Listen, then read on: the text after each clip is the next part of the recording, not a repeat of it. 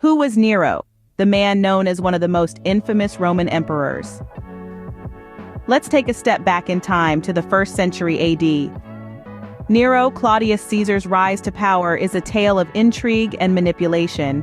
At just 17, he ascended the throne, not through lineage, but through a twisted turn of events.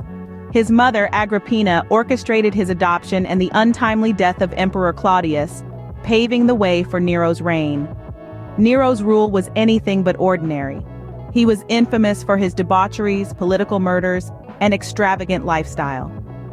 The young emperor was more interested in artistic pursuits than in political affairs, and his disregard for tradition stirred the Roman populace.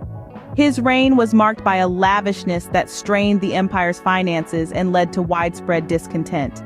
Yet it's not just Nero's extravagance that he's remembered for.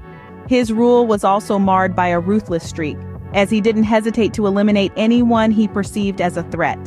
All these factors combined gave Nero a controversial reputation, setting the stage for his implication in one of the most catastrophic events in Roman history. With such a controversial reputation, it's no surprise that Nero would be implicated in one of the most catastrophic events in Roman history. In the year 64 AD, Rome was struck by a devastating fire, but was Nero responsible for this disaster? Picture this: Rome, the heart of the ancient world, engulfed in a sea of flames. For 6 days and 7 nights the fire raged, reducing large swaths of the city to ashes. The Great Fire of Rome, as it came to be known, was a catastrophe of epic proportions.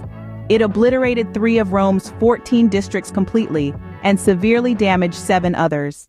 The city, once a marvel of the ancient world, was left scarred and smoldering. In the aftermath of this disaster, a chilling accusation echoed through the city's ruined streets.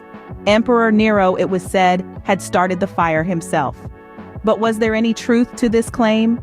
The evidence, or rather the lack of it, makes this a difficult question to answer.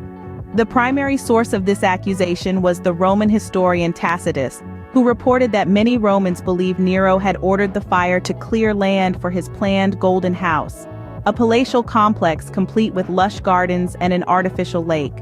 However, Tacitus also noted that there were no eyewitness accounts of Nero's involvement, and he himself seemed skeptical of the rumor. On the other hand, some historians argue that Nero was away in Antium when the fire broke out, making it unlikely that he could have orchestrated the disaster. Additionally, Nero's actions during and after the fire, which we will discuss in the next scene, suggest that he may have been more of a scapegoat than a culprit. So, was Nero a ruthless ruler who would stop at nothing to achieve his grand architectural vision? Or was he an easy target for a city in search of someone to blame for their misfortune? The truth, as is often the case in history, probably lies somewhere in between. Despite the lack of conclusive proof, Nero's role in the fire remains a topic of heated debate. What was Nero doing while Rome was burning, and how did he respond in the aftermath? This question has intrigued historians for centuries. Let's delve into the actions of the infamous emperor during this catastrophic event. The Great Fire of Rome lasted 6 long days and 7 nights, leaving a large portion of the city in ruins. As flames engulfed the city, a rumor spread like wildfire. Nero was said to be playing his lyre, composing a song about the destruction of Troy, indifferent to the plight of his subjects. However, contemporary sources suggest that Nero was not even in Rome during the onset of the fire. He was at his villa in Antium, a seaside town about 30 miles away. Upon hearing the news, he rushed back to the city to coordinate relief efforts. In the aftermath of the fire, Nero took substantial measures to rebuild Rome. He opened his gardens for the displaced, arranged for food supplies, and even reduced the price of corn. The reconstruction of Rome was ambitious. He introduced building codes to prevent future fires, with wider streets, brick-faced buildings, colonnades to shelter pedestrians, and buildings spaced out to inhibit the spread of flames. However, Nero also used the calamity as an opportunity to build a grand palace for himself, the Domus Aurea, or Golden House. This sprawling complex, adorned with gold leaf, marble, and precious gems, was seen as a symbol of Nero's extravagance and disregard for the city's suffering. In a twist of events, Nero blamed the Christians for the fire. This was a strategic move. Christians were a minority, often misunderstood, making them an easy target. This led to a brutal persecution, marking one of the first major instances of Christian martyrdom.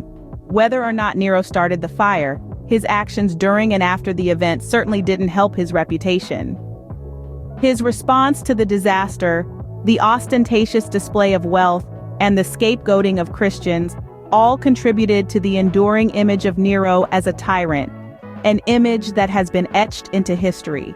Nero's reign ended in suicide, but his legacy lived on, forever marked by the Great Fire of Rome.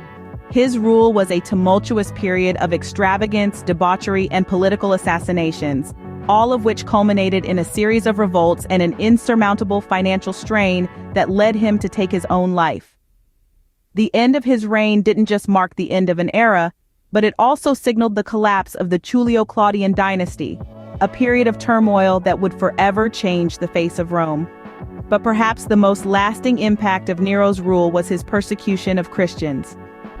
In an attempt to divert blame for the catastrophic fire, he pointed fingers at the Christian community, an act that would incite centuries of religious persecution.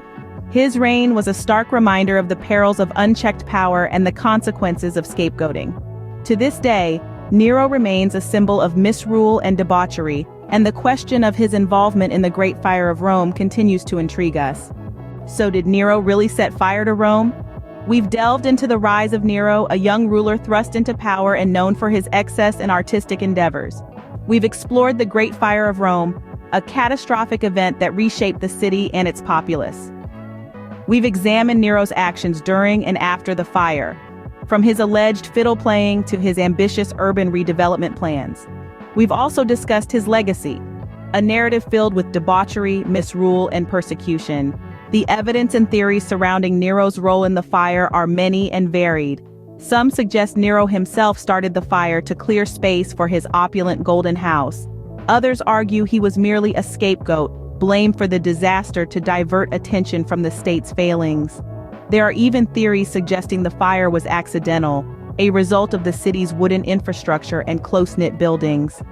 While we may never know the truth, the story of Nero and the Great Fire of Rome remains one of the most fascinating episodes in ancient history.